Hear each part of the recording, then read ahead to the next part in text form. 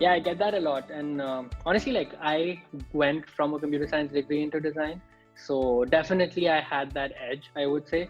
But is it a requirement? I would say definitely not. So when I went for grad school, which was specifically like going deep into HCI and UX, our cohort was actually an equal split between design, people coming from a design background, computer science background, and psychology background.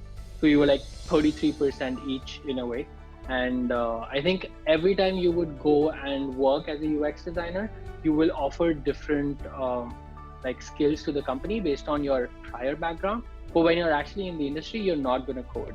So coding will never be a requirement. It will give you an edge in some way, but then again, like people who are coming from a psychology background, they would have an edge in a different way where they can understand the human psychology better than you would.